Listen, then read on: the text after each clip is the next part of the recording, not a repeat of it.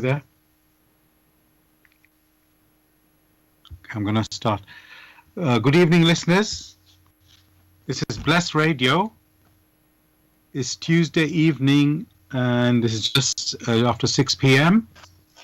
I'm Saad in London, in southeast London, in Bromley, and the weather here, well, it's dark now, but today it's been, I would call it chilly, overcast, with but not too cold, but a bit chilly. Gregory, you over there?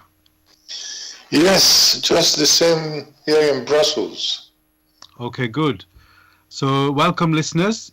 You're listening to Bless Radio, as I mentioned. Tonight we are only broadcasting on YouTube. If you're listening live, which would be youtube.com, and then you have to type in the search box Bless Radio, the number 1, Bless Radio 1, and then space live stream.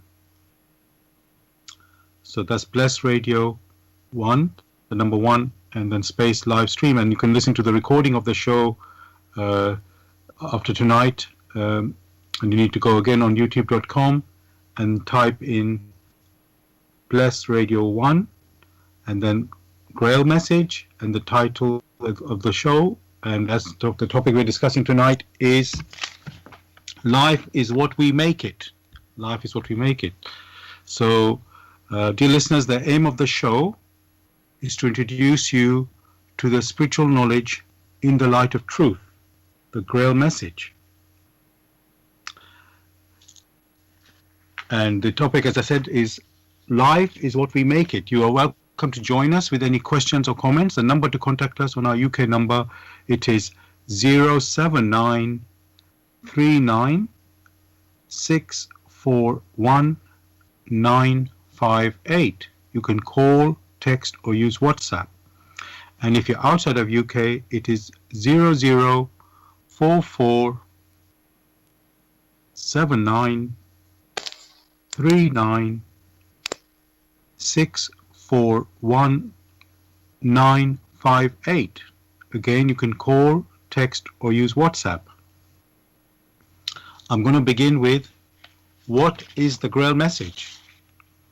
The Grail message, in the light of truth, by Abdushin, is a spiritual knowledge of life.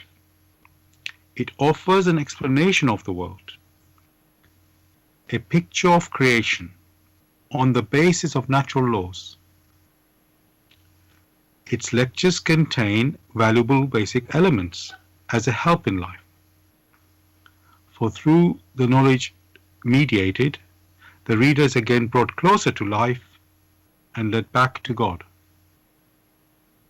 The Grail message deals with important fundamental questions of life by explaining in a clear and logical way the automatic working of the laws of nature, the whole weaving of creation, allowing every process to be recognized, and thereby the purpose of our whole life. It is directed at the individual and speaks to the innate experiences of the human being, their strengths and weaknesses. Thus, every reader has the opportunity to discover through the intuitive perception if what is stated is the truth. Combining with matter-of-fact reasoning, a complete world picture arises, where there is no separation between the visible world and the great world beyond the 5 senses, nor any separation between scientific and religious striving for knowledge. I'd like to give you a couple of quotes from the author of the Grail message, Abdushin. The hearer and reader of my lectures should always work within himself, keenly probing and building bridges from one lecture to the other, as well as out into the great and small world happenings. Only then will he be able to understand the Grail message and find that it gradually shapes itself into one complete whole, without leaving any gaps. Again and again, in all the happenings, the reader will come back to the basic features. He can explain everything without having to change even one single sentence. The word of the Grail message lives, so that it permits only those people who really carry the honest desire in their souls to find abundantly. All else is automatically rejected by it. For the arrogant and those who seek superficially, the message will remain the book with 7 seals. And I'd like to give you one more quote from the author. I wish to fill the gaps which have so far always remained unanswered in the souls of men, and which never leave any serious thinker in peace if he earnestly seeks for the truth. So, dear listeners, just to remind you again, the topic for discussion for tonight is life is what we make it. We hear that a lot, commonly said, and so I thought it's an appropriate topic to talk about. Life is what we make it, and you're welcome to join us with any questions or comments. The number to contact us, and our UK number, it is 079 39 641 958. You can call, text, or use WhatsApp. And if you're outside of the UK, it is 0044 79 39 641 958. Again, you can call, text, or use WhatsApp. Gregory, so this time I didn't use the dictionary to look at the words life is what you make it, because I think it's quite a straightforward sort of expression. And I found quite a few, you could say, quotes or similar quotes, like it. I've called it life is what we make it, but you hear a lot, life is what you make it. And I just wanted to share a few of these quotes and to begin the discussion. So somebody can ask, what is life is what you make it, or what we make it, as what does that mean? What does that mean? So this is one of the quotes I found where this meaning was given. To me, it means that you are responsible for your own results in life. That by taking great action and believing in yourself, that you can have anything that you want in life, regardless of your background. So I'm just going to repeat that, you could say, explanation or meaning of this quote.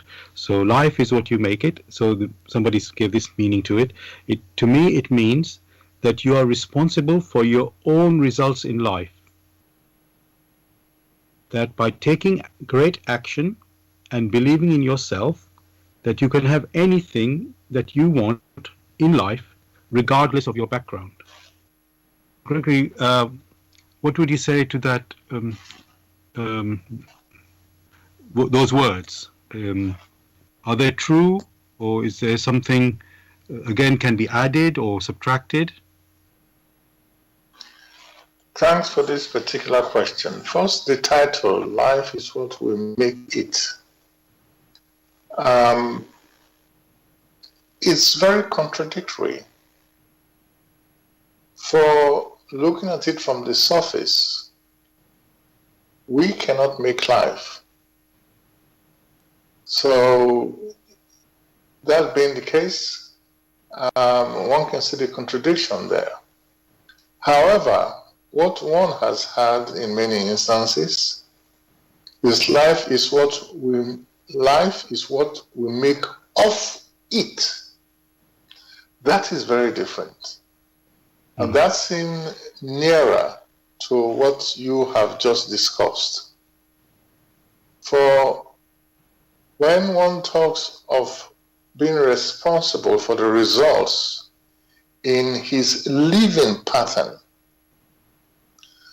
one cannot say a living pattern or a living style, which one may refer to as a lifestyle, is equal to life itself. However, what can be seen here is that we make decisions, and having made the decisions in accordance to something which many don't understand, these decisions have repercussions. That means there are reciprocal activities which come back to us. And as a result, the final result is that wherever we are is only a result of what we ourselves have decided in the past.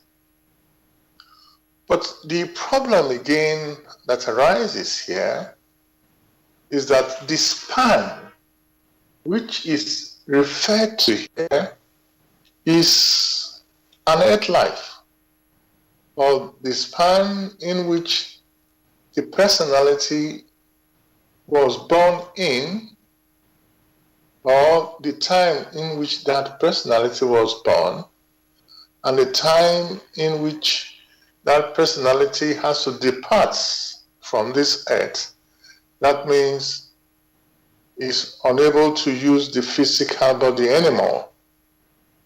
Whereas, strictly speaking, the life which is being discussed about, all the events, all the span which is being referred to, transcends that short space of time.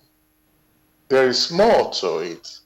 Only when one has an overview with a reference background, with a reference to the laws through which that personality, in quotes, which is referred to as life, the laws through which that personality came into existence here on earth and also in the beyond, only then can we have a better picture which to some extent will resemble or get very close to that expression, life is what we make of it. Thank you for that answer, Gregory. You pointed out quite a few things there. Of course, the first thing you pointed out was life is what we make of it rather than life is what we make it. So, just to give a bit more reference, as you've been talking about, we're talking about human life here, which is what we normally talk about in every radio show that we do, and we do touch about other forms of life as well, but our focus is always on human life. So that's the one we're talking about. And then, in a sense, we're talking about each individual living their life and what they make of their own life. So, and you talked about each person making his own decision, or each personality making his own decisions, and then there being repercussions or consequences of making such decisions. So that all makes sense. Now,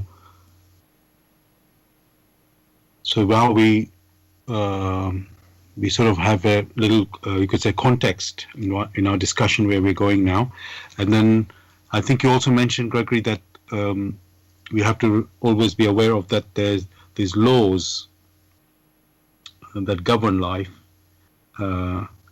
and so we are not on our own, or we make a decision and something just happens to pop out, or materializes just because we made a decision. There's a framework, which is the laws or natural laws, as we've talked about it in many shows.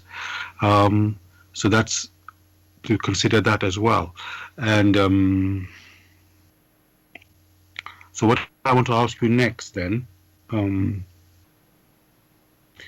if I just read that definition that I was, the quote that I was reading, the meaning of life, what is the meaning of life is what you make it, how you make it. So to me that means you're responsible for your own results in life, which I think you confirm that.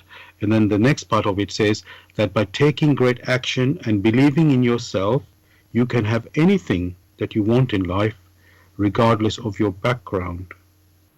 So this is a, let's say, many people say that, oh, you can have anything in life. Sounds very dramatic and very, you could say even pompous. Is that possible, Gregory? I mean, when you think about it, there's only certain things which are practically possible, and things, all those people say, oh, you can still dream of things and then make them happen. So it's like you go for something, I don't want to use the word impossible, but things that, let's say, apparently look impossible, but you still dream for it, and then you can still go for it. And so yes, and just to give one specific example of that is when somebody's disabled or some accident happens to somebody, and then the limbs, one of the limbs or number of things, their body's not able to sort of work as it was before, then they try to recover, and they're still determined to be able to do what they could do before. So it looks outwardly looks like an impossible dream, and yet they work hard to get healed and and do those things. So my question on this is, Gregory, can you, by believing in yourself and taking actions, can you have anything that you want in life? Again, this is a question which has arisen by the millions. Of course, the personality is able to achieve certain results if and only if that personality prepares himself or herself. The preparation must be in accordance with the laws through which the personality itself came into existence. Beyond that, it is impossible. If, however, one is not acquainted with the structure of nature or the structure of creation, then he doesn't understand the objects and the processes through which it may make a request, through which it may strive in such a way that the results which he or she seeks will manifest in such a way that he or she can understand. So, very simply, it's not everything that man seeks that is able to achieve. There are many who, whilst on earth, seeks or crave to become divine. They are not within that capability. One cannot rise beyond one's own abilities. Therefore, there must be, within the framework, within one's background, those innate abilities that one needs to cultivate to come to fruition. It is impossible just to wish anything and expect it to happen in accordance to one's whims and caprices. You can't say, oh, I want a car, and the car, or I wish for a car, and the car appears. Oh, I wish to have a plane, and it's parked in your garage. It doesn't work that way. There are processes. There are regulations, even here on earth, that one needs to follow. But above all, the first thing is to prepare oneself, even in the case of illness, to allow one access to that source through which one may ask for power to flow through to make a healing.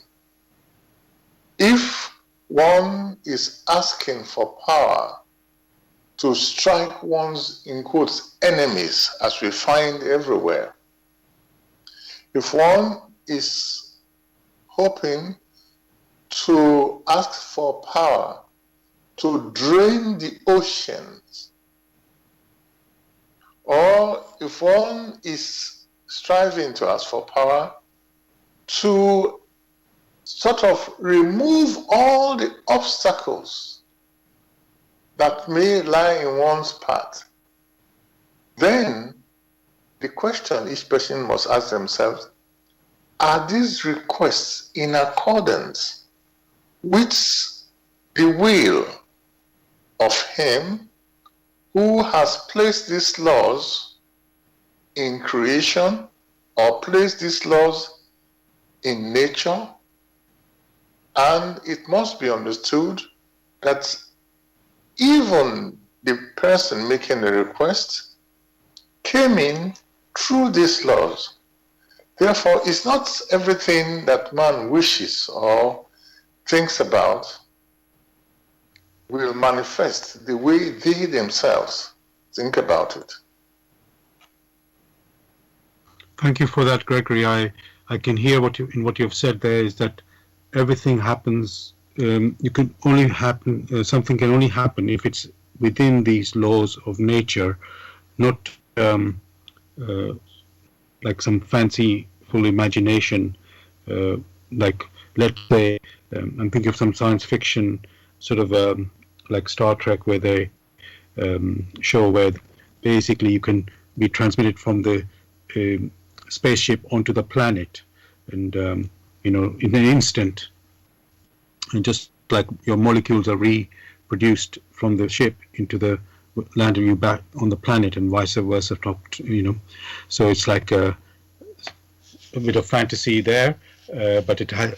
So that's not reality. That's something that can happen in imagination. But if it's going to happen in reality, it must follow these laws of nature. So I can see from that what you've said there. And similarly, so when we think of something a bit more real, where somebody has had an accident and they've got injured, and things they could do before they can't do now, but they want to be recover and become healed, and get back to how they were. So of course that is feasible, but only within the limits of, you could say, the laws of nature. So that means we need to know what these laws are. So Gregory, these laws of nature, are they like also giving some limitation in the sense of, I know you at the beginning in your previous answer you mentioned about becoming divine.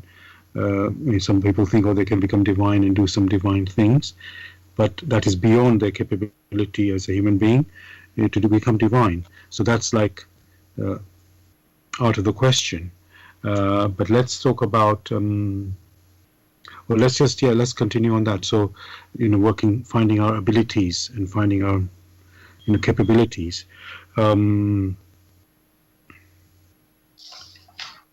Life is like a discovery. So,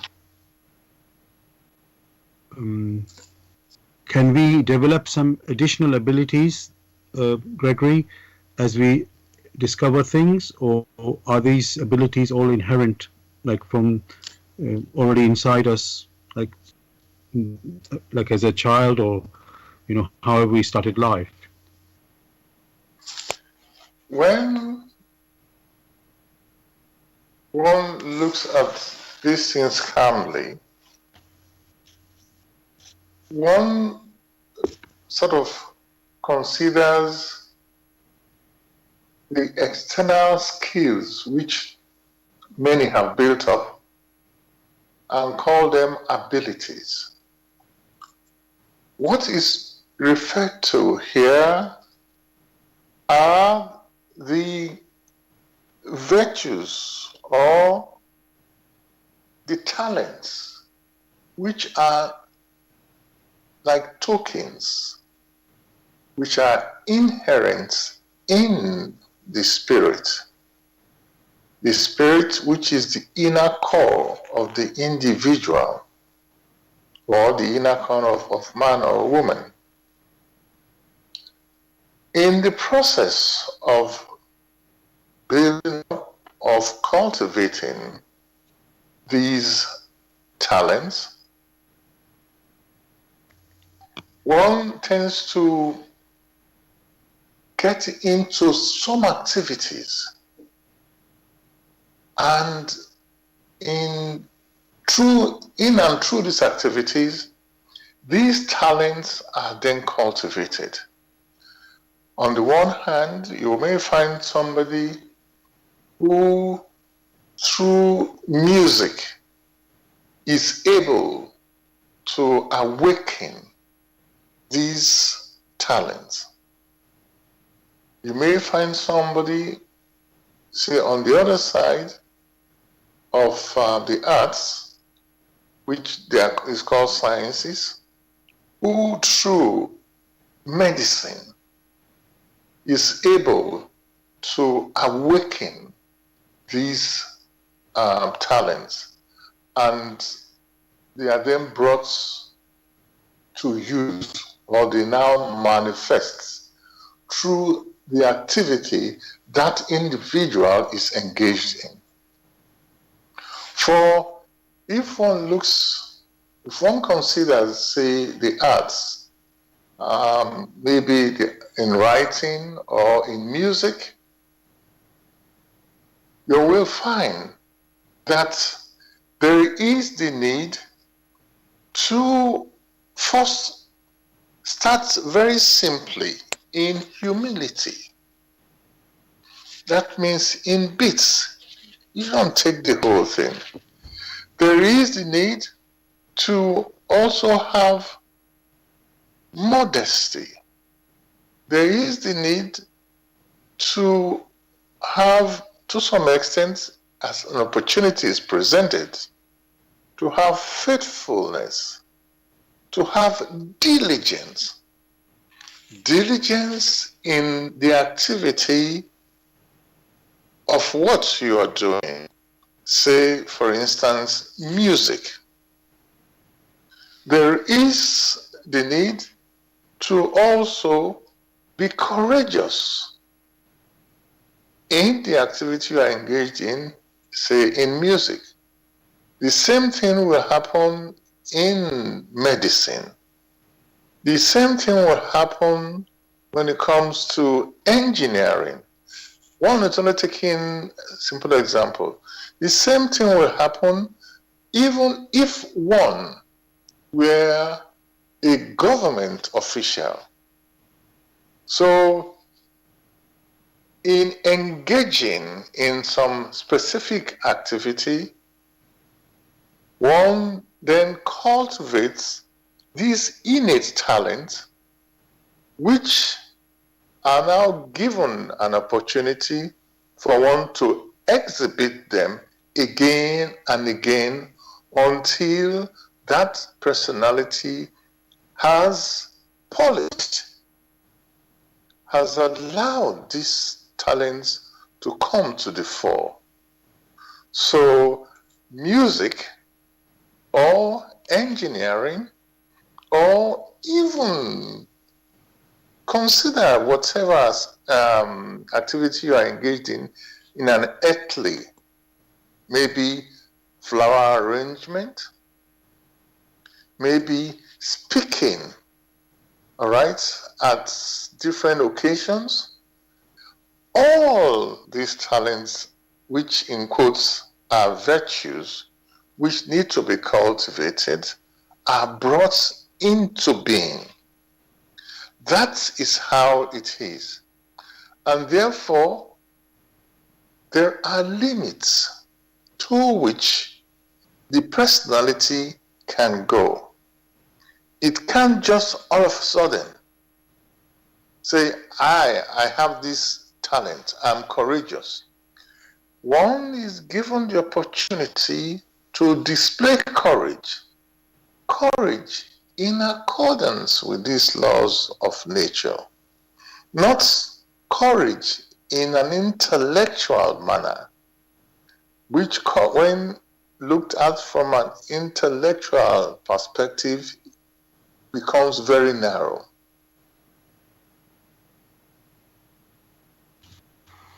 Thank you, Gregory, for your answer there. You've opened another, I could say, arena there of this context that, and not just context, it's like a foundation of how we should see, you could say, life developing and proceeding. So it's the virtues you pointed out about the virtues, and then we work. They apply the virtues, and then that makes us active in whatever activity we are passionate about or whatever we want to go put ourselves into.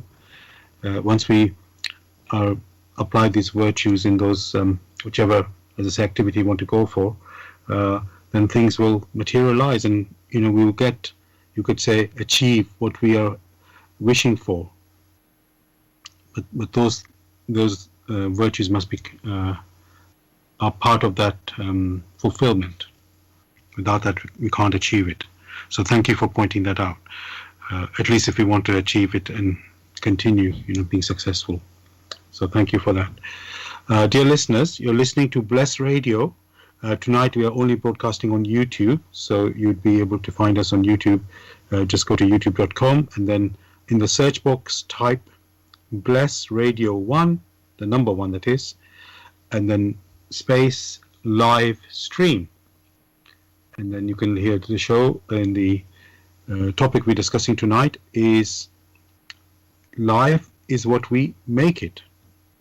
You can join in the discussions with any questions or comments. The number to contact us, it is our UK number, which is 079 39 641 958. You can call, text, or use WhatsApp. And if you're outside of UK, it is 0044 79 39 641 958. Again, you can call, text, or use WhatsApp with any questions or comments. The aim of the show, I don't think I mentioned the aim of the show tonight. The show is called Spiritual Discussion Program, and the aim of the show is to introduce you to the spiritual knowledge in the light of truth, the Grail message by Abrushin. And if you are interested in getting more information on the Grail message or want to get a copy of it for yourself, you can go to this website, which is www.grailmessage.com. I'll spell that. www.grail, Grail, message, MESSAGE.com. Gregory, now we haven't mentioned this word yet, I think, fate.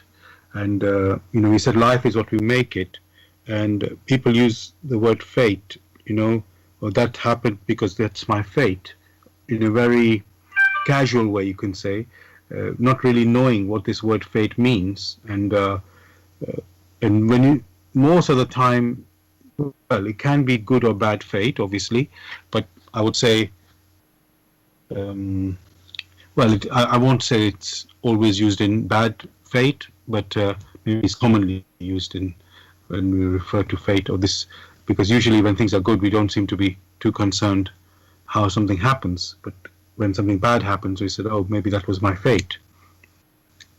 So, Gregory, I want to ask you, first of all, and fate, let's look at what the word fate means. I haven't checked that in the dictionary, if I'm honest, so I think of it as destiny. And so, Gregory, are things in life predestined, like predetermined, or are things actually in our own hands? Thanks again for this question. Determination or predetermination, or things in our own hand. There are certain things which are predetermined and can never change. And that which can never change is that the human spirit, the personality, always has the free will to decide. That is predetermined. Once the person has made a decision on a path to follow, then that person will flow along that path, because that personality is also free to reflect and change his or her decisions. Then that person decides to follow a different path. So what is predetermined is the free will to make decisions. And it is that free will that brings it to a final point. And what is then referred to as destiny is a determined point. A determined point because you yourself has made that decision, and you are going to where you have destined yourself to be, or where you have decided. For decision is closely linked to destiny.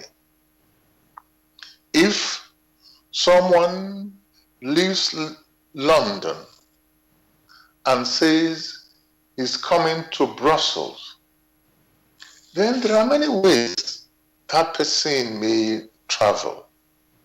The person might decide to take a flight. If they do that, that whatever is on the path of that flight inside a plane, they will experience. If somebody decides to take public transport like a bus, then whatever lies in that path, they will experience. If somebody decides to take a train, whatever lies in that path, they will experience. If they have made that decision a few days earlier, and on the day they are supposed to travel, they cancel it, then they will not be found in Brussels, but will be found in London. If, however, instead of leaving London, they say they want to go to Cambridge, then their decision we fashion a path to go to Cambridge. So everything depends on the decision of the human spirit. What is clear is that the opportunity to decide at every time is granted. How the final destination is going to be arrived at depends on the variation of all the challenges of some of the decisions they had made long time ago. So what is predetermined is the free will of man. All else, once that decision has been made, it is then subject to the laws of creation through which they came into existence. They can only point to what the human spirit, can only point to what it intends to achieve. How it will arrive there depends on how it has decided what sort of changes it needs to make along the way. Thank you for your answer there, Gregory. And I could see a clear picture that you make a decision A, you travel A to B via this route or via this mode, and that's the way it's going to happen because you have decided that way and that's what you're acting on. And then, of course, you can have a choice B or a choice C or whatever other choice. So that looks like very simple and straightforward. But then in life, things don't seem to be so straightforward or simple. And why I say that is, let's say, I mean, you looked at, let's say, traveling from A to B. But what about, for example, when you, let's say, somebody is born in, I'm going to use the word, not so well-off situation, and, you know, the parents are not so well off in whatever it is, money-wise, talent-wise, or whatever we want to think of, and then that child who's brought up in that family has, let's say, limited opportunities, while a child born in a more well-off family, they're assuming that everything is equal in terms of love and, you know, giving all the opportunities, they are sort of have an advantage.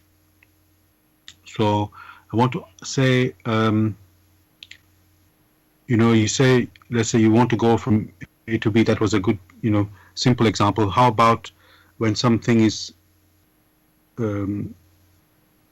let's say, life opportunity in terms of career, where the parents or family support you more in one case than the other because of the resources, let's say, one family has over the other. So does that play a role, Gregory? And so where does fate come in there? Where is my decision making? Because you talk about decision making and then, you know, acting on that decision. You know, there's some, let's say, something more. When I use the word predetermined, there's something a little bit predetermined by your environment, let's say, that you're brought up into. So is that limiting you? Is there some limitation with that because of that one person born in a well-off situation and one person not so well-off situation? There are two remarks one need to make. One of the remarks, which I thought should come later, is consider the scenario in which you are born into a family, or born into a tribe, or born into a country. What should be remembered is first that you were born into that scenario The scenario could be a family with a tribe, in a town, in a country, or here on earth. What were the prevailing radiations that made it possible that one is born into a specific environment? That is what one has to consider. And that is life itself of the individual did not just start from the womb. That the personality has always existed, which already means that here on earth is only an opportunity for the continuity of experiencing. In that case, one reason or the other must have contributed to the possibility for it to have come back here in order to experience. And that being the case, the individual had along the line made a decision through which the enabling environment only consists of the mother, the father, the people around it, the tribe around it, the country around it, and also here on earth. That is one aspect. The other aspect, when many talk about, oh, they do not have the means. Some of these not having the means are some of the blessings in disguise. Consider the scenario in which someone, because they, in quotes, do not have the means, they decided, oh, okay, I'm going to play football. The father is not a footballer. The mother is not a footballer. There are many people around it that don't seem to have skills in that area. Yet the parents do not have the skills. And that person decides to go into one area of activity or the other and excels very well. Then they have already forgotten that their parents didn't have the means. In that scenario, they have forced themselves, or they have, through their personal struggle, some key talents have come up. This talent be that of courage, talent of that one of being very skillful, talent of that of diligence, talent that of modesty, of gracefulness, of truthfulness. Would one dismiss this as not useful in life? So these are the things. And many times, some of the things which a person wishes to achieve are only based on intellectualism, not that which will be of benefit to it spiritually. A simple observation will tell you that those personalities whose paths seem to have been smooth turn out to be very lazy. How many children of the so-called very wealthy people are able to stand their ground when they are challenged in certain areas?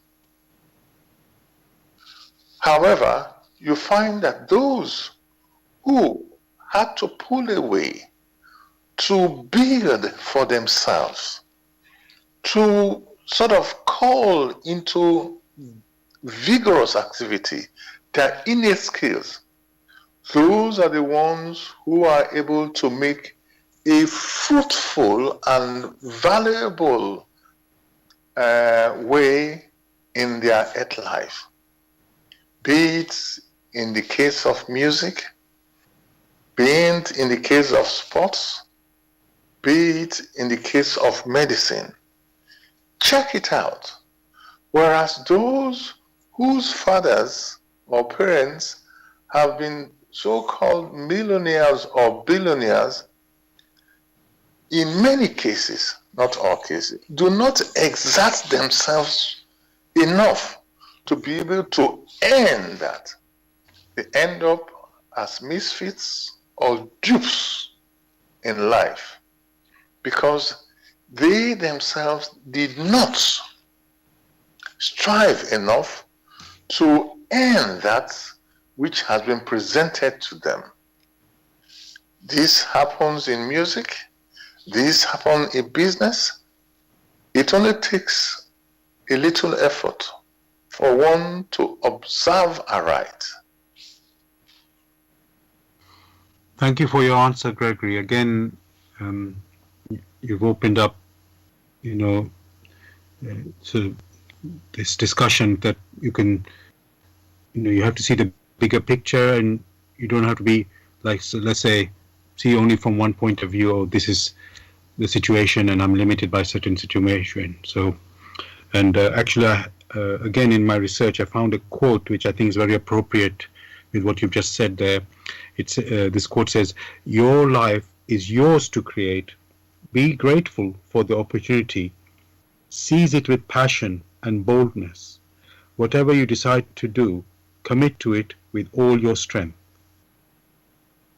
So I'm just going to repeat that because I think it's really good, lovely quote. Your life is yours to create. Be grateful for the opportunity. Seize it with passion and boldness.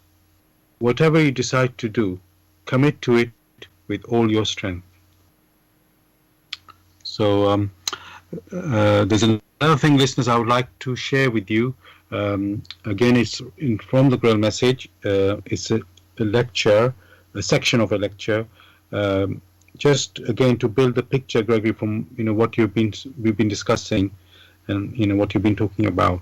So this is from the lecture called Fate in the Grail message. It's actually the beginning of the lecture.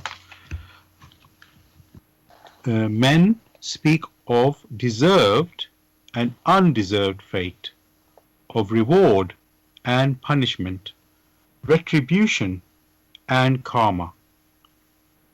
All these are only part designations of a law resting in creation, the law of reciprocal action,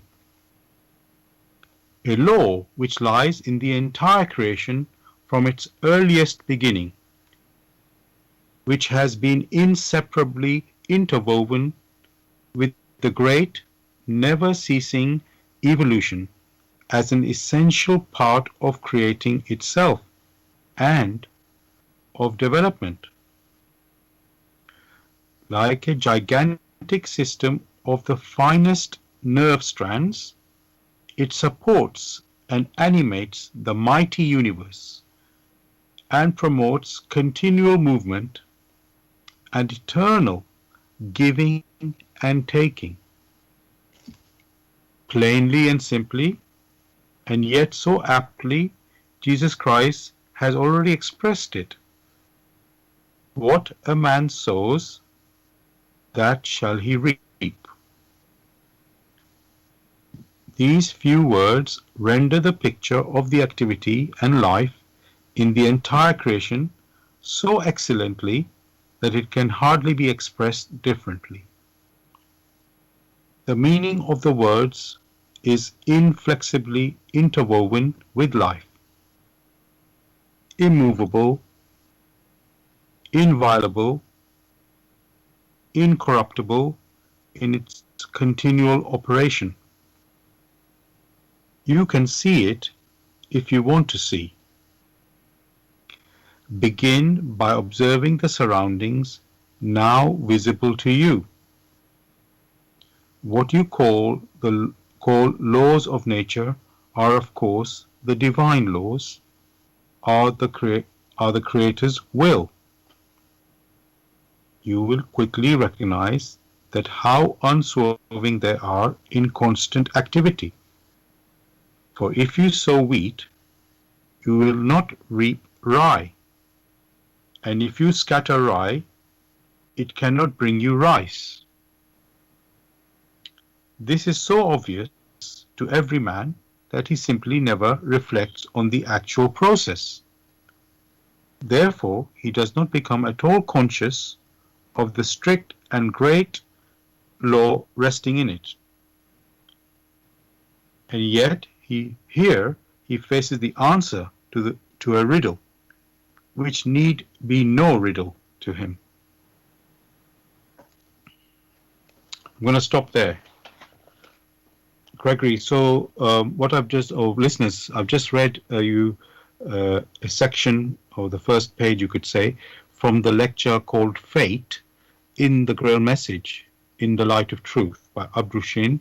And I just want to remind you, if you are interested in getting a copy of the Grail Message or want some more information, you can go to this website, which is www.grailmessage.com. I'll spell that, www.grail, Grail, message, MESSAGE.com. Gregory, what I read there, it sort of makes it so emphatic and clear, what this law of reciprocal action, how it works, and let's say how we have not really recognized it, and yet it's always active, So what I want to ask on that is,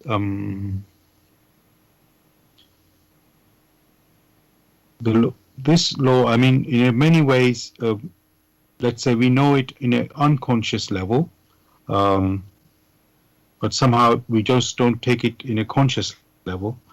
So are we meant to,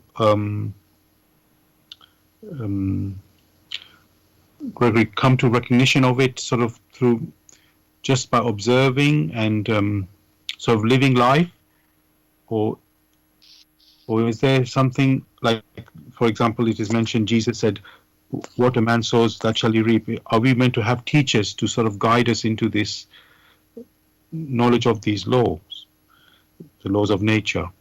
So, so I'll just repeat the question. So are we meant to, Gregory, so observe and learn about the laws sort of through living, or are we meant to sort of get to know about these laws through, let's say, teachers of mankind? One would say both. For in the observation, the simplest observation you may talk about is that for someone who, in quotes, is alive, that person needs to be able to inhale and at the same time to exhale. That itself is based on the law of reciprocity, or reciprocal action. Action because it's an activity. For every living creature need to be able to exchange, to inhale and at the same time to exhale. One initiates or necessitates the other. The problem has always been, it has not been observed enough in such a way as to make it an integral part in all our activities, such that when one is engaged in some specific activities, for instance, in business transaction, one should know that there must be a balance in this giving and taking. There must be a reciprocal activity which creates a balance.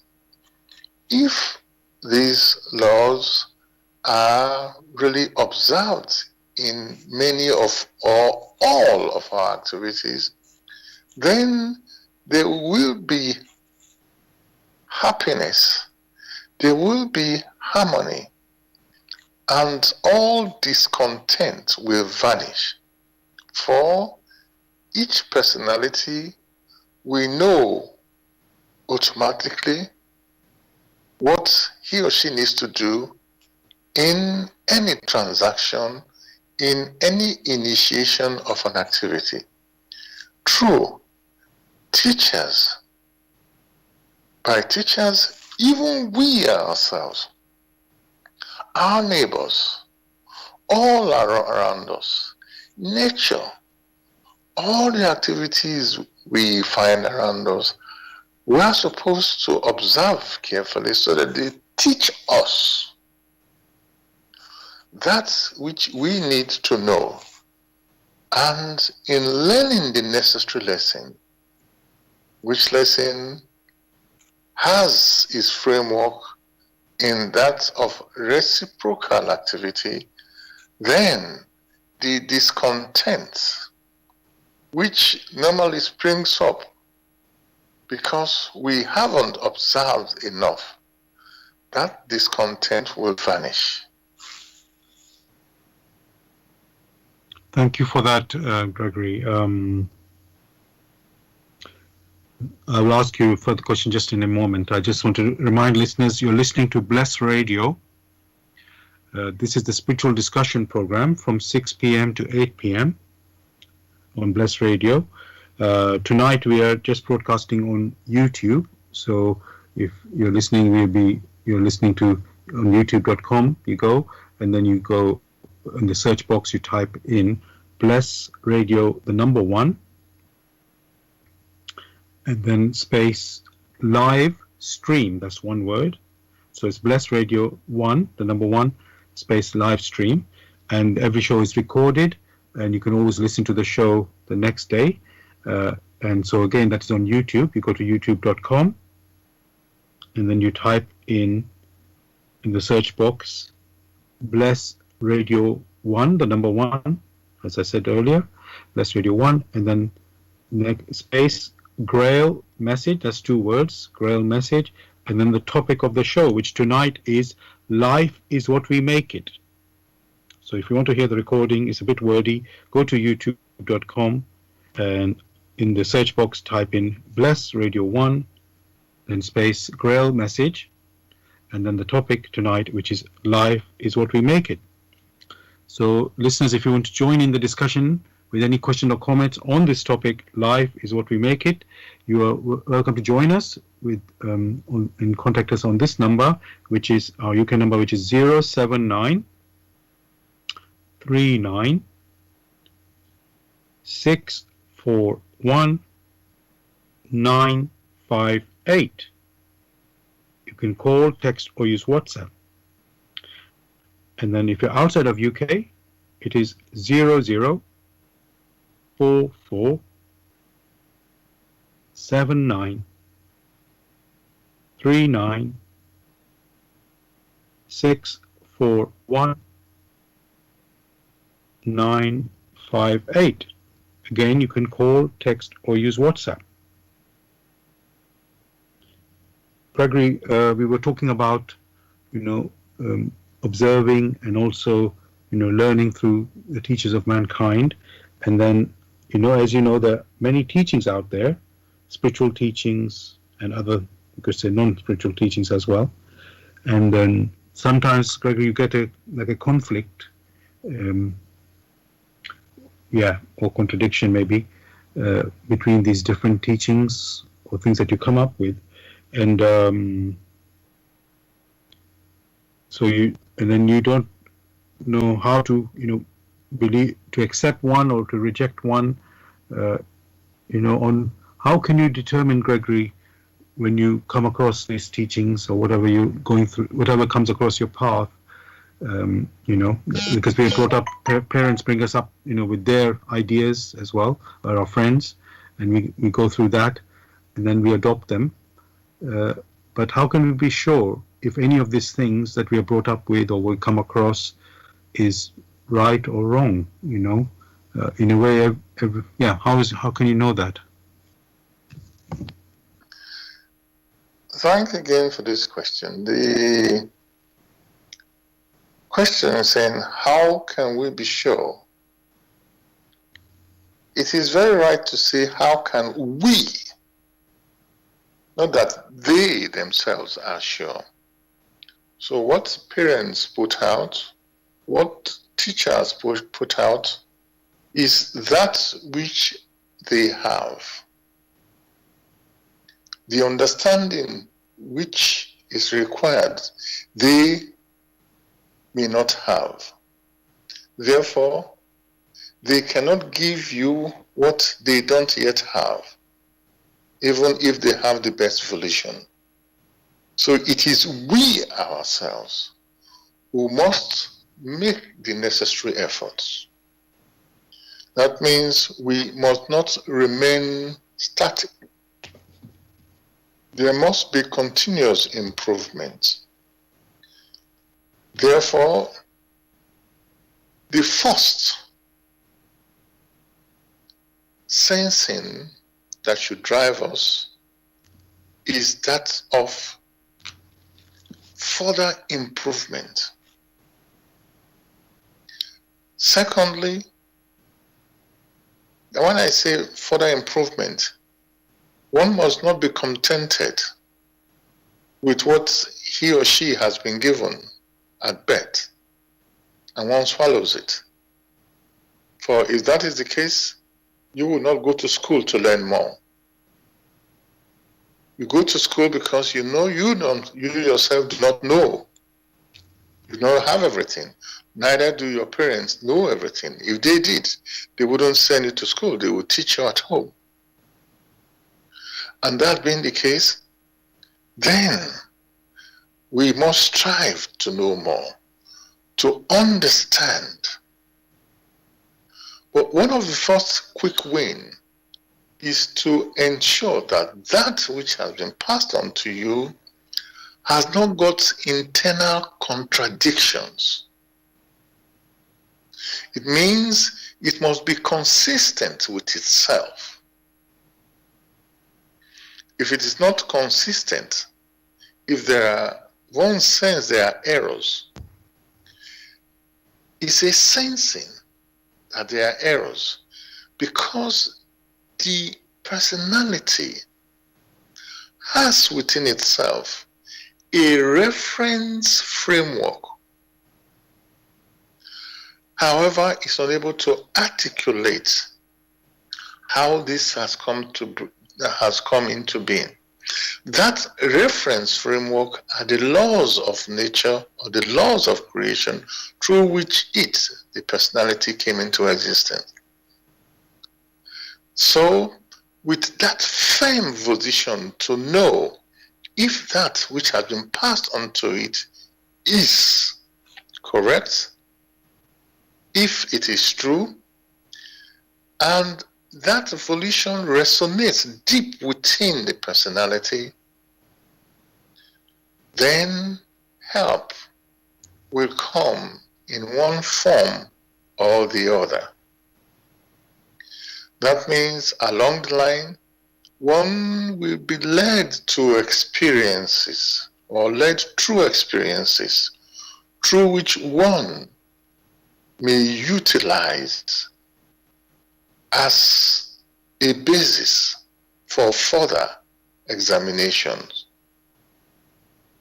Because there is no other way for that to come to fruition. So the possibility now arises that because of your firm volition, to learn more than you now have. You have to subject what has been passed on to you to severe critical examination. That volition spiritually propels you out of your current environment, out of your current earthly environment or spiritual environment, to those areas through which that particular experience that you need may be realized. And therefore, you find many people now leaving their immediate environment, traveling further to other environments or other countries to learn. And if their volition is firm, they will come into contact with many other things through which they will now use as a framework for further experiencing. That is why it is said, seek. If one seeks diligently, one will find. So it may take a whole life on earth to examine that which has been passed on to the individual in the initial instances. It could be in the case of religion. It could be in the case of the sciences. It could be in the same with the arts. One must be diligent in whatever one needs to do. And as long as one seeks diligently, one will be granted an opportunity. How these opportunities will come is a different set of discussion. For within the framework of creation, when the spirit seeks diligently, it's as if it's asking questions. It's as if it is praying, asking. And at the same time, it's as if it's watching, vigilant. So there comes in the watching, the vigilance to know more. The watching in opening oneself, because one wants to experience the truth, the search for the truth. And in that case, in accordance with the laws of creation, one then finds. Again, thank you, Gregory, for your answer, because what I see, what you've said there is that life is really I'm going to put in quotes, a long journey of, let's say, going step at a time, and and growing from these experiences. So, you're getting more, let's say, wiser, more mature, and yes, and you just got to take it, as I say, one step at a time to move forward, and not think, oh, something else, I have a question and I'll get an answer immediately, because that's not how it works. You have to seek, as you said, seek diligently, and then you find. So obviously there's a process there. So thank you for that. I've now received a question from a listener. Let me just find that here. Okay, I think the first part, yes, let me just read it out. So the listeners are saying, life is how we have made it. It would seem, by what you say, life is, that's like a comment on what you said. And then the question, I guess, is, life is freeing oneself from guilt. Then when we have done this, oh, so it's not even a question. I'm sorry, Gregory. I thought this was a question. It's actually a comment. So I'll just read it out now. So life is how we have made it. it would seem, by what you say, life is freeing oneself from guilt. Then when we have done this, one then starts to live. That's a very, I don't know, Gregory, did you want to respond to that? Because I have a question coming from that. Well, to some extent, that is true. The opportunity to free oneself depends on the individual. So once the individual strives to know the truth, then the truth will make one free, or the truth will set him or her free. But it goes through a process, and that starts from the idea or the notion of cognition. Cognition of the objects which have been made available. Cognition of the environment which has been made available. In experiencing this, in accordance with this framework of the laws of creation, which sometimes many don't realize, one then moves from that state of cognition to a state of recognition. These are spiritual states. In the case, which means that which has been given to you is now evaluated aright. And in the process of evaluation, one now comes to see the framework very clearly and the further possibilities, and finally the sense in which the human personality must act. Once it knows how it should act, it is therefore able to cooperate with the others who have already attained that state of recognition. Thank you for that answer, Gregory, or your there's a response to that. It wasn't really a question. From what you said, you know, you said there's a cognition, and what I'm saying is that there seem to be certain levels that we need to step through or climb, you know, up a ladder, you could say. So, and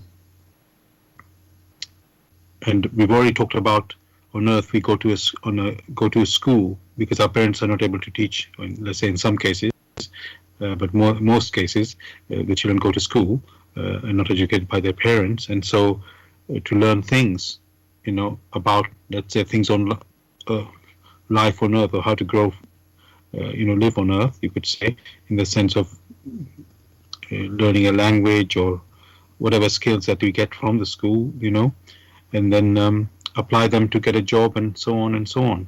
So my question now is,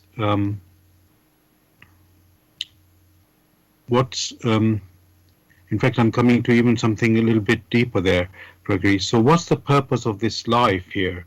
Is it, I know we are aware there's life is not just earthly, but then what's the ultimate purpose of our life? Again, we have made some reference to it when we mentioned that the purpose of our life is first to understand that there are intrinsic talents, intrinsic attributes that we need to cultivate. These intrinsic attributes basically are the virtues, which virtues refer to the inner core of man, which is of spirit. We need to do that. However, the opportunities to realize that has been granted. It doesn't mean that these talents have come to fruition. It means grains of or seeds of this are in the spirit. Now one can talk of diligence. So in order to cultivate diligence, the human spirit is granted the opportunity to experience, such that through its activity, that virtue of diligence will be cultivated. That is one of the purposes. Again, through activities, the virtue of humility, the virtue of compassion, the virtue of heroism in the spiritual sense, the virtue of courage, the virtue of faithfulness, of truthfulness, of grace. These are the skills which the human personality needs to cultivate. At the initial stage, these were grains which were sown into it. However, once they have developed this, they move from that stage to a different stage. So when one was talking about cognition, one is only referring to that which has already, that which is given. When one now refers to another stage of recognition, one is referring to making use of that which had been sown into it to move to the other high stage, which we now refer to as recognition. Having come to recognition, one is now very clear about, to a large extent, the purpose of one's life, the purpose of nature, the purpose of creation in a spiritual sense. Then is able to cooperate with other beings that exist in nature, that exists in creation, and therefore one can understand when in some teachings it is referred to life without end, because there's a continuity, right, again and again, and creation as a whole will be further expanded through the knowledge of those who have come to recognition. Thank you for that, Gregory. I've just received another question. Well, this is a question this time. I'm just going to read it out now. If we are to understand the topic as life is what we make of it, does this then make us I'll just start from beginning. If we are to understand the topic as life is what we make of it, does this then give us the impetus to achieve the purpose of our existence on earth? There's another. I'll just read the next part. It's also a question, but I'll just repeat the whole thing. Can we achieve the purpose of life without toiling in a specific direction? So let me just repeat that, Greg, because I just got the whole question here. So I'm just going to read the first part. If we are to understand the topic as life is what we make of it, does this then give us the impetus to achieve the purpose of our existence on Earth? Here on Earth, one can have come to partial achievement. One cannot talk of in one Earth life achieving all that which one has come to do. That means in one Earth life you cultivate all the virtues. Maybe there are other personalities who are able to cultivate all this in one Earth life, but it's a massive challenge. And therefore, the possibility for further improvement is granted to the human personality to return back to Earth to experience more or to perfect itself more. It is not only in the Earth that you mature. There are other spheres that one can exist in.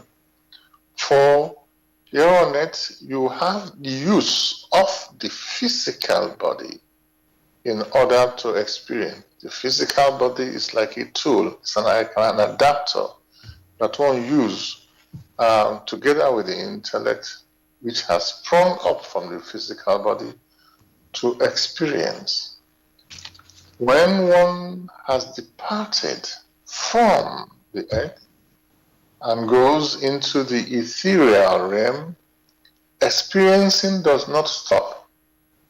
So it's not that you finish an experience on it and all of a sudden, without further ado, you are fully conscious, you've developed all the virtues implanted into you, and then you start cooperating. All right? These things depends on the innate versatility, the innate movement in every personality. All right? It depends on how you have used it, what you have made of it. It's not as easy as many think, because they are only considering the intellectual part. That which is of spirit requires more of inner mobility. Thank you for that answer, Gregory. Dear listeners, you're listening to Blessed Radio. It's the Tuesday evening spiritual discussion program from 6 p.m. to 8 p.m. UK time. And the aim of the show is to introduce you to the spiritual knowledge in the light of truth, the Grail message by Abdrushin. And if you're interested in getting some more information on the Grail message or want to get a copy for yourself, you can go to this website, which is www.grailmessage.com. I'll spell that, www.grail, Grail, message, message.com. And the topic of discussion for tonight's show is life is what we make it. Life is what we make it.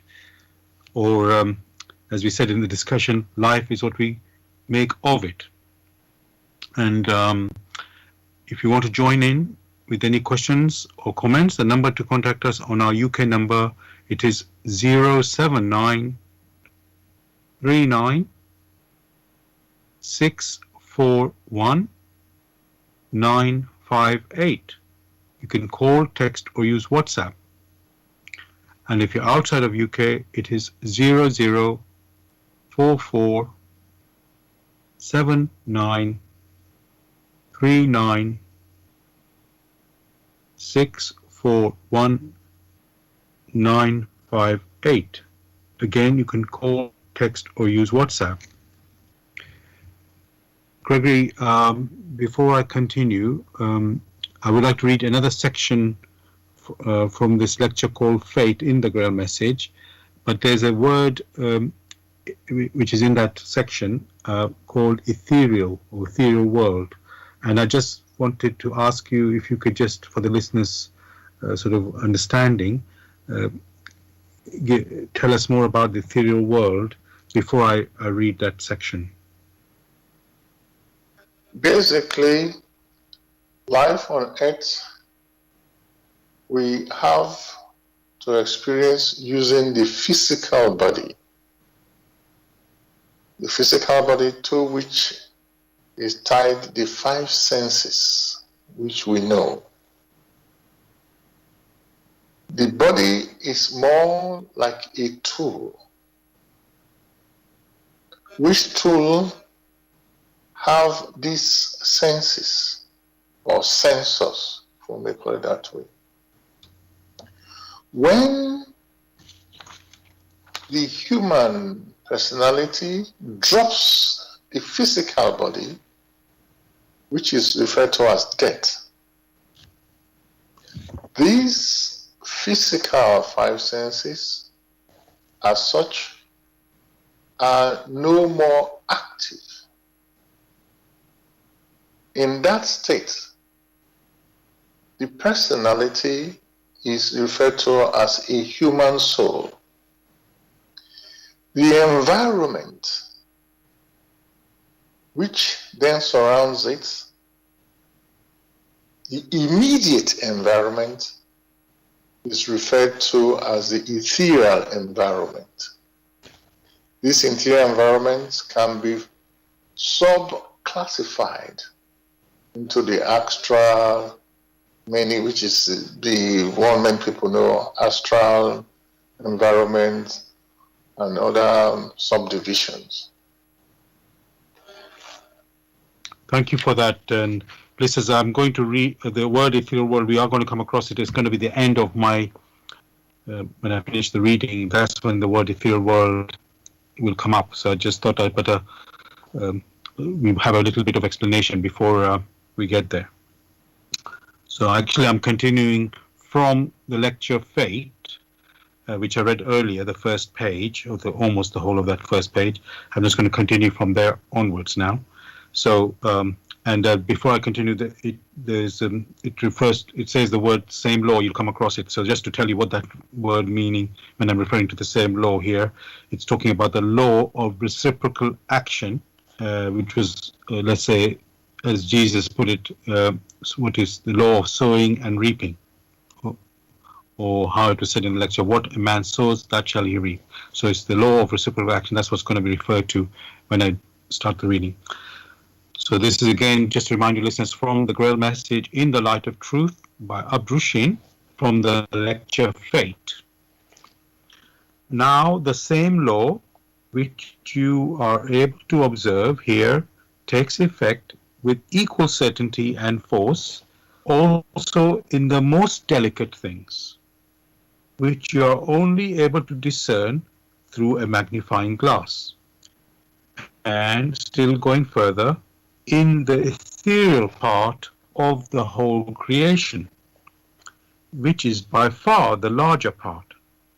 It lies immutably in every happening, also in the most delicate development of your thoughts, which also still have a certain element of material substance. How could you imagine that it should be different just where you would like it to have it so? Your doubts are in reality nothing more than the expression of your inner wishes. In all existence, visible and invisible to you, it is no different, but each kind produces its own kind, no matter what the substance. Just as continual are the growing and developing, the bearing of fruit and reproducing of the same kind. This process runs uniformly through everything. It makes no distinction, leaves no gap. It does not stop at some other part of creation, but carries the effects through like an unbreakable thread, without interruption or cessation. Even though the greater part of mankind, in their limitation and conceit, have isolated themselves from the universe, the divine or natural laws have not ceased on that account to regard them as belonging to it, and to go on working without change, calmly and evenly. But the law of reciprocal action also stipulates that whatever a man sows, thus where he causes an effect or consequence, he must also reap. Only at the beginning of every matter is man free to resolve, free to decide where the omnipotent power flowing through him is to be guided, in what direction. He must then bear the consequences arising from the power that was set in motion in the direction willed by him. In spite of this, many persist in asserting that even so man has no free will if he is subject to fate. This foolishness is only meant to serve as a narcotic, or to be a grudging submission to something inevitable, a discontented resignation, but mainly a self-excuse, for each of these consequences falling back on him had a beginning, and at this beginning the cause of the subsequent effect lay in a previous free decision by man. This free decision was at some time or other preceded this free decision has at some time or other preceded every reciprocal action, thus every fate. With a first volition, man has each time produced or created something in which he himself has to live afterwards, sooner or later. When this will happen, however, varies greatly. It can still be in the same earth life in which his first volition made the beginning for it, but it can equally well happen in the ethereal world when the gross material body has been laid aside, or later still in yet another gross material earth life. I'll stop there. Dear listeners, I just read there another section from the lecture Fate from the Grail message. My point of doing that was really to, you could say, expand the picture of how, you could say, fate works, and how it is really, you could say, a reality which you can observe if you allow your, let's say, senses within you, know that this is real. This is not like, because, as I say, Gregory, I mentioned before, people might think of fate as, oh, it's a belief, it's not like some people talk about karma, and we are taught that, or let's say given as a doctrine, I don't want to say indoctrinated, but people take it up as a belief or blind faith, let's say, and not really know it's real. And here it's quite clear that, yes, there's this law of reciprocal action, or the law of sowing and reaping, and we know, let's say, in other parts of life how it works, in terms of like planting wheat, and you don't get rice, you only get wheat. So we don't have an argument with that.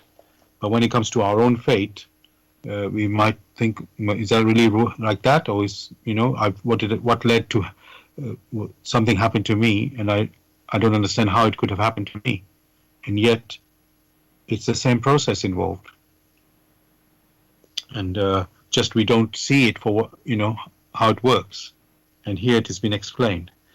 So may I come in a bit? Yes, go ahead, Gregory. Yeah. The faith, in quotes, You had mentioned the law of reciprocal action. It is faith as a whole is only a combination of the working of the law of reciprocal activity and also the law of the attraction of homogeneity. For when one has initiated or has given rise to an activity, the nature of that activity does not change.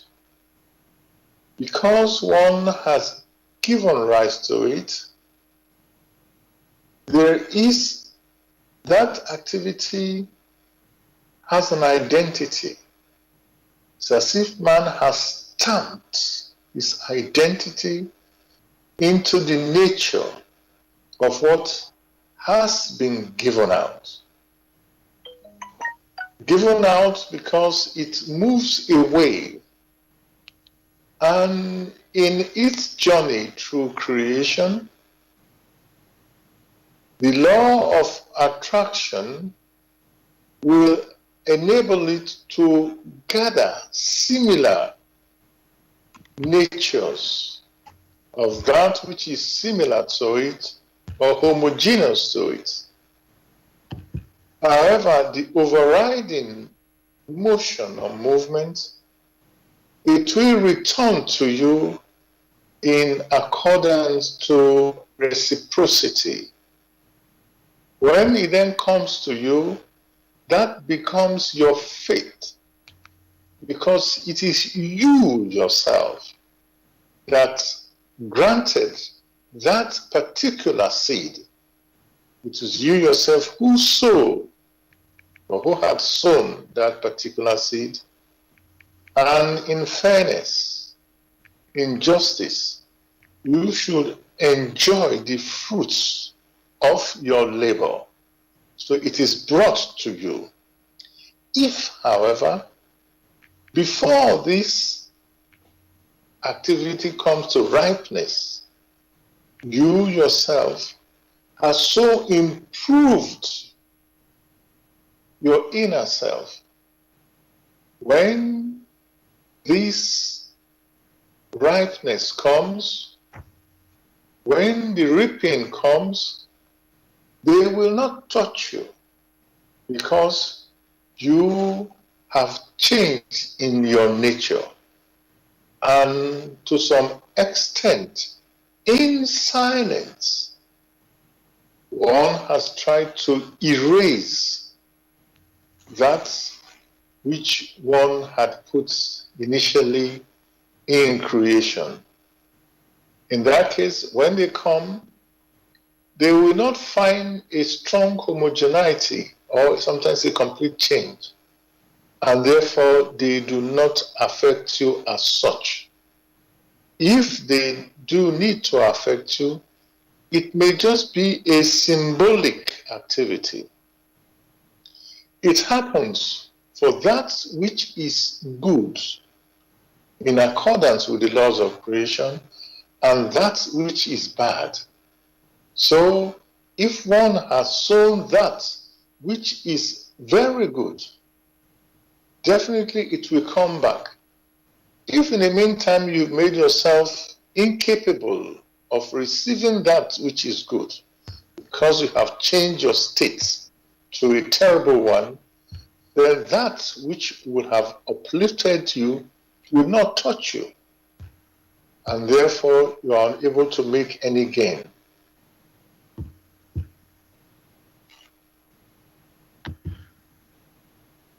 Thank you. Thanks, Gregory.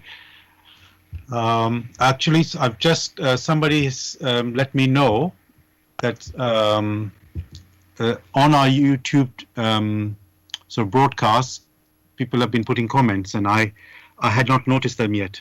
So I'm just going to read them out, Gregory. So Yeah, let me read this out, Gregory. Sorry, it's just going to take me a little while. So the listener is saying, if life is what we make it, and we are doing our best to live a life of usefulness, what if everything is predestined? How do we deal with that? That God knows what. I think I'm. Let me just read this fully first, Gregory, and then we can make sense of it exactly. So if I just begin from the beginning. If life is what we make it, and we are doing our best to live a life of usefulness, what if everything is predestined? How do we deal with that?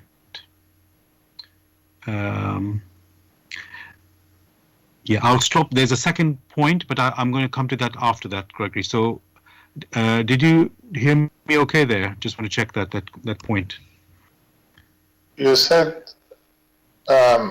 if everything is predestined. No, let me just go back a little bit. So Okay. if we are doing our best to live a life of usefulness, and then the second part of it says, what if everything is already predestined, or not is predestined? How do we deal with that? So I think they're asking, is life totally predestined? Sorry, can I come in so that yeah. What is predestined is very clear. What is predestined are the effects, are the reciprocal activities of the decisions the personality had made along the line. That is predestined to come. And yes, discussion I had very briefly before this already explains what happens. For all activities that are initiated within creation, within nature, are subject to these laws of creation or laws of nature. So what is predestined is the initial decisions the human spirit had made and the returns which are bound to come back to him or her who initiated that decision. Along the line, if one says we are doing our best, that is wonderful. That is only effective only if our best is in accordance with these same laws that ensure that the decisions or the results of the decisions we made in the past return. It is these laws which make the judgment that, yes, we are doing our best, not our intellect, which sometimes may give a semblance of diligence, but it is not diligence. It means we may be diligent in quotes, not spiritually. However, our diligence along the line is on an intellectual basis, along a wrong direction. So all this, predestined, yes, for we had made past decisions. The results or the returns will come. We're doing our best, yes. If it's in accordance with the laws of creation, then we will have cultivated an environment within us, a strong environment within us, which now becomes like an envelope, such that when those predestined waves which we have given rise to, when they come, they will not do any harm to us. Thank you for that answer, Gregory. And I've now read the second point, which is following on from that question. It says, this is from the listener, I know that God knows what is best for us, and we will find about His wishes for us in time. But how do we make the best life for us? Do we pray and ask God to make the best life for us? I'll just repeat that, Gregory. So, and I think you have addressed this already earlier, but we can recap it now. So, the point the person listener is saying, I know that God knows what is best for us, and we will find out about His wishes for us in time. But how do we make the best life for us? Do we pray and ask God to make the best life for us? Again, thanks to that particular question, and it is with due respect one responds to this question. When one says one knows that the Lord Almighty has the best wishes for us and knows what is good for us, the question which automatically arises, how does one know that? One may come to know that only through those framework which the Lord Almighty has placed in nature, in creation, for the benefit of the human personality or the human spirit germ that has come up down to this earth to experience, so as to grow from a state of unconsciousness to a state of self-consciousness. That is the will of the Almighty that presented to us the opportunities, which opportunities also means that the human spirit unconsciously had to journey to this part of creation, to this part of the universe, in order to experience. It then presented the opportunities to us in such that those talents which it has inbuilt within us will be cultivated, which talents one has referred to as virtues. That is what is good, that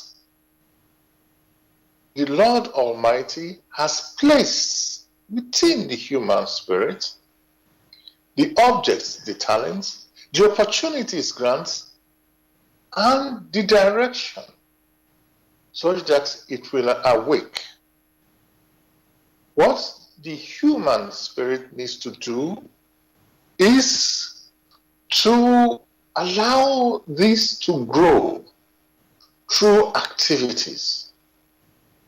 If it doesn't, then it stands in a scenario where the time allotted for the cultivation of these talents, that time allotted expires. And with it, for those who have not been able to move from that state of unconsciousness to the state of self-consciousness, those will now fall back to the initial state from which they started.